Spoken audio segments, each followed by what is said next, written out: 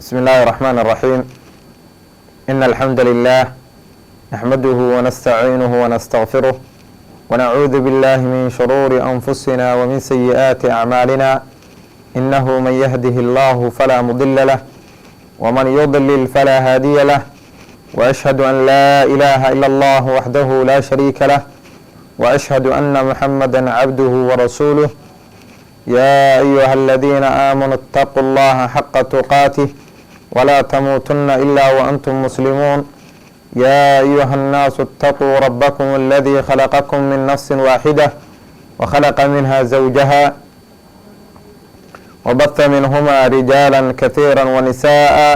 واتقوا الله الذي تساءلون به والأرحام إن الله كان عليكم رقيبا. يا أيها الذين آمنوا اتقوا الله وقولوا قولا سديدا يصلح لكم أعمالكم ويغفر لكم ذنوبكم، ومن يطع الله ورسوله فقد فاز فوزا عظيما. أما بعد، فإن أصدق الحديث كتاب الله، وخير الهدي هدي محمد صلى الله عليه وسلم، وشر الأمور محدثاتها، وكل محدثة بدعة، وكل بدعة ضلالة، وكل ضلالة في النار. أما بعد، موضوع محاضرتنا waxay ku saabsan tahay in sha allahu tacaala التمسك بالكتاب والسنة على فهم السلف الصالح. kitaabka iyo sunnada in lagu dhego loona qabsado sidii ay u fahmeen salafka waa cinwaanka muxaadaradeenu. ilaahay subxaanahu wa tacaala wuxuu nooga digay, wuxuu nagu booriyey ijtimaaca iyo inaan nabi maxamed raacno iyo saxaabadiisii iyo taabiciintii. wuxuu ilaahay subxaanahu wa tacaala nooga digay kala tagga iyo kala kooxaysiga iyo ururnimada. ilaahay subxaanahu wa tacaala fii qur'aanihi alkariim wuxuu ku leeyahay wactasimuu bixabli illaahi jamiican walaa tafaraquu. qabsada bixabli illaahi jamiican, kitaabka alla qabsada dhammaantiin xaal aad tihiin, hana kala tegina. qowluhu bixabli illaah, alimaam ibnu kathiir mufasiriintu way fasireen. ragga fasiray waxaa ka mid ah alimaam ibnu kathiir caleyh raxmat ullah fii tafsiirih. qowluhu bixabli illaah macaani fara badan ayaa lagu macneeyey, laakiin waxay ku biyashubanaysaa hal meel. qowluhu bixabli illaah waxaa la yihi bicahdi illaah, waxaa lagu fasiray alqur'aan, waxaa lagu fasiray oo lagu macneeyey oo macaanida lagu macneeyey ka mid ah sida alimaam ibnu cabaas radia allahu canhu ou leeyahay tamasakuu bidiin illaah, qabsada diinta alla qabsada. sidoo kale ibnu mascuud caleyh raxmat ullah wuxuu leeyahay qowluhu bixabli illaah alqur'aan, wuxuu ku macneeyey huwa aljamaaca ayaan kala jeedaa, laakiin hal meel ayay ku geeshubanaysaa oo hal meel ayay macnihii markaasi ay noqonayaan oo iskugu tegayaan. qowluhu walaa tafaraquu jamiican, walaa tafaraquu wactasimuu bixabli illaahi jamiican walaa tafaraquu.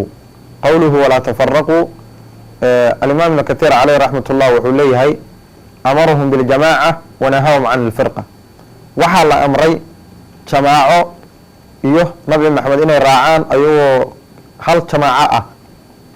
oo ururo kala tagsan aan ahayn. wanahaahum can alfirqa, waxaa laga reebay kooxaysi iyo inay qolo walba ay macnaha tiraahdo diinkaan ansaxan iyo mabda-aan ansaxan. ilaahay subxaanahu wa tacaala wuu nooga digay. nusuusta ku soo aroortay kala tagga iyo inuusan fiicneen oo ilaahay subxaanahu wa tacaala uusan jecleen oo naga reebay. qolooyinka kala tegeene u dhaleeceeyey waxaa ka mid ah qowluhu tacaala ina aladiina faraquu diinahum wa kaanuu shiican lasta minhum fii shay. kuwii ku kala tegaya diinkooda noqday kooxaysi, lasta minhum fii shay, waxba kumay sugna, wax ay haystaan oo diin ah ma lahan. sidoo kale sida uu warinayo oo soo saaray muslim oo uu saxiixinayo fii saxiixih uu ku soo saaray xadiidka uu warinayo abu hurayra, nabiga calayhi salaatu wasalaam wuxuu dhahay ina allaha yardaa lakum halaatan min xadiidi abi hurayrata radia allahu canhu qaal ina allaha yardaa lakum halaatan wayakrahu lakum halaatan فيرضى لكم أن تعبدوه ولا تشركوا به شيئا وأن تعصموا بحبل الله جميعا ولا تفرقوا إلهي وxuu raali ka yahay saddexna ilaahay wuu necabye saddexda alle uu raali ka yahay waxaa ka mid ah an tacbuduuhu walaa tushrikuu bihi shay-an ilaahay subxaanahu wa tacaala keligiis in la caabudo micigiisa aan waxba la keenin oo aan loo sharig yeelin oo ilaahyo kale aan la barbar keenin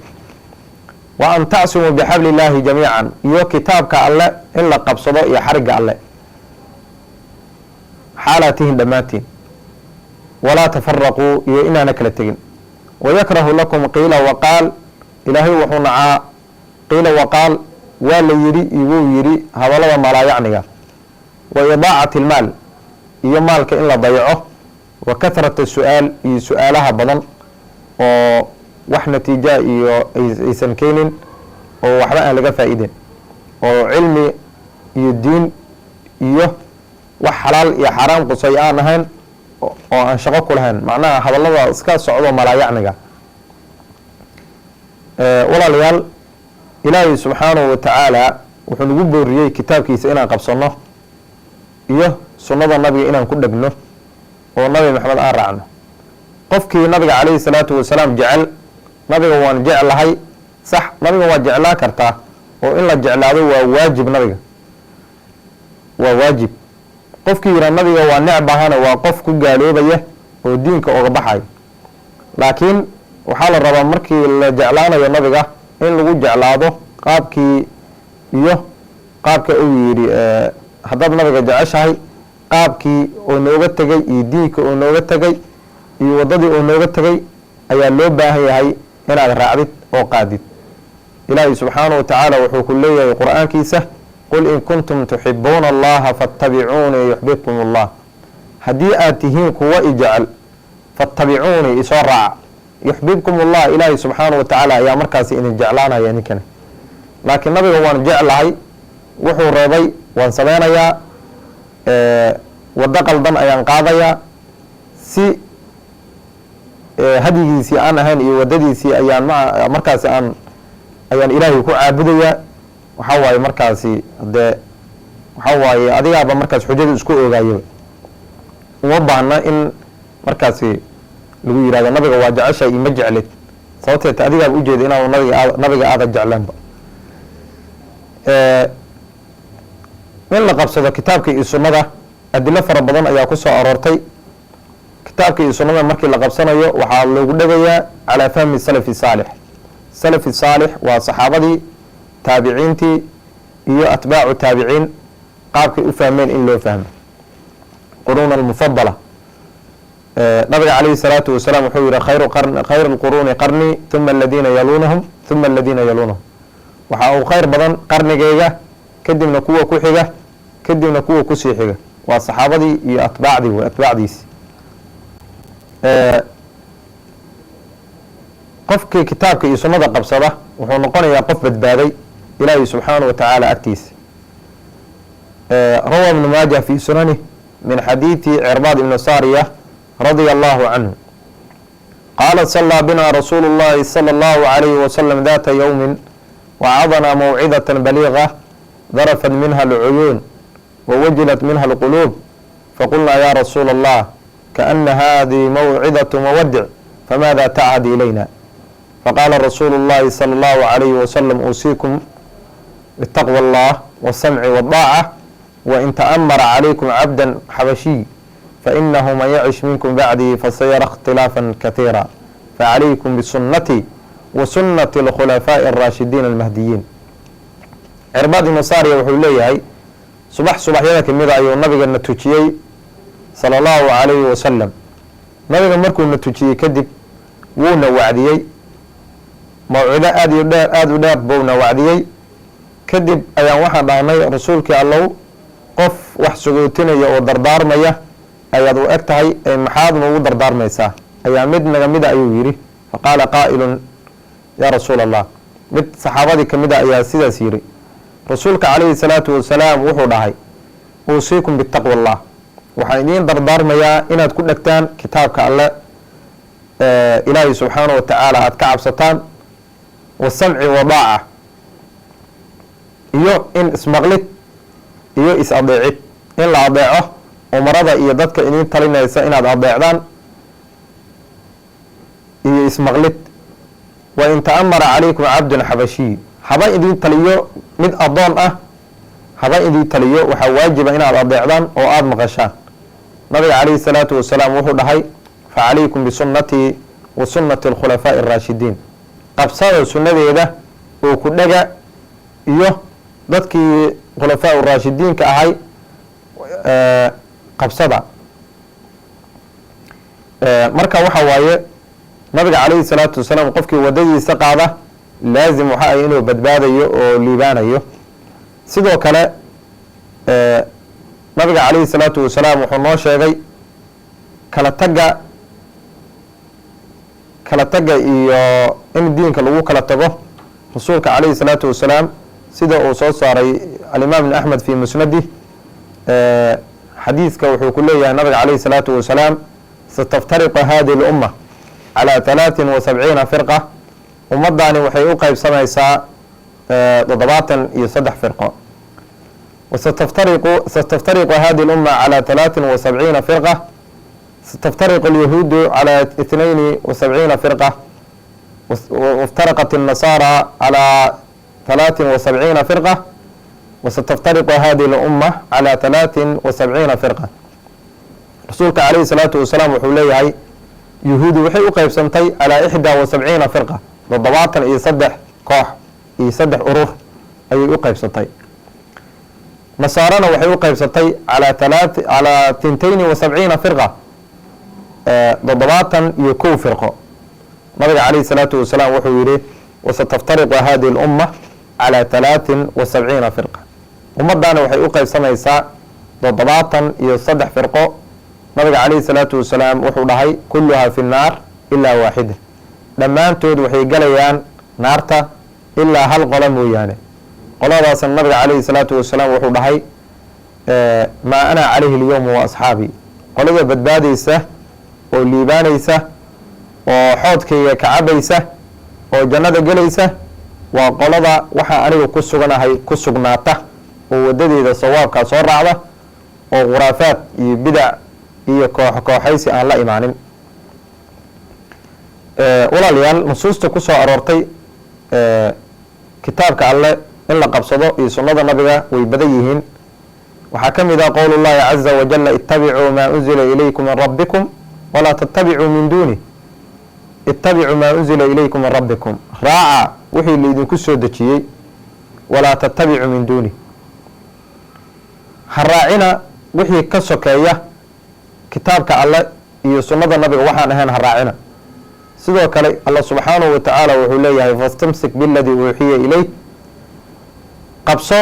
wixii lagu waxyooday nabi maxamed uu ku dhag al-imam ibn mas'ud رضي الله عنه وحوليه من كان منكم مستنا فليستنى بمن مات فإن الحي لا تؤمن عليه الفتنة قفكي كدغيا من كان منكم مستنا فليستنى بمن مات فإن الحي لا تؤمن عليه الفتنة قفكي كدغيا دينك أما سنة قبصانية كوي دينتي ودودي هراعو ولا جيدو وصحابتي iyo taabiciintii oo la jeedo markaas asoo waxa waaye ibn mas'uud waa taabici waa saxaabada ayuu ka waramayaa iyo rasuulka kaleey salaatu wasalaam wuxuu dhahay fa inal hayy la tu'man alayhi alfitna kuwa nool ma ka badbaadayaan oo maahan waajib maahan inay ka aamin noqdaan fitno oo laazim waxa inay mararka qaar fitno ku dhacayaan laakiin kuwii dhintay waxa waaye wadadii nabiga ay raaceen ee kuwaasi raaca waaye macnaheedu walaalayaal qofkii qabsada kitaabka iyo sunnada waxa weeye waxay ka ilaalinayaan fitanka ayay ka ilaalinayaan oo u fahma ala fahmi salafi salih qofkii ku dhaga kitaabka iyo sunnada una fahma si salafkii ay u fahmeen ala fahmi salafi salih waxa weeye wuxuu ka ilaalinaysaa min alwuquuci fi shahawaati almuharrama inuu ku dhaco shahawaadka muharramaadka ah iyo waxyaabaha nafta ay jeceshahay inuu ku dhaco qofkii u fahma kitaabka ala fahmi salafi salih sidii saxaabadii iyo u fahmeen taabiciintii atbaacu taabiciinkii u fahma waxa weeye waxay ka dhigan tahay oo ka waxay u noqonaysaa ummadda cizatu lilumma wa quwa. ummadda waxay u noqonaysaa cizo iyo sharaf iyo awood ayay u noqonaysaa. qofkii kitaabka u fahma calaa fahmi salafi saalix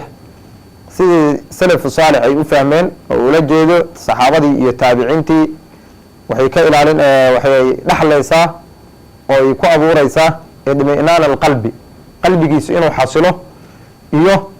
raaxatu nafsi, in naftiisa ay macnaha raaxo hesho. qofkii kitaabka u fahma oo u qabsada ugu dhaga calaa fahmi salafi saalix sidii saxaabadii iyo taabiciintii ay u fahmeen, qofkii ugu dhaga waxa waaye waxay ka ilaalinaysaa bidaca iyo khuraafaadka ayay ka ilaalinaysaa. waxa waaye markii qofkii doonaya in ilaahay subxaanahu wa tacaala kitaabkiisa u qabsado, sunnada nabiga u fahmo, ha u fahmo siday u fahmeen saxaabadii iyo taabiciintii siday u fahmeen ha u fahmo, si markaasi uu u badbaado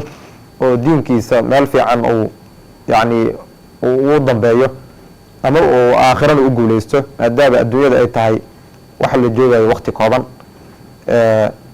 in sha allahu tacaala waxaan kusoo koobayaa intaas. wasala allahu calaa nabiyina muxamed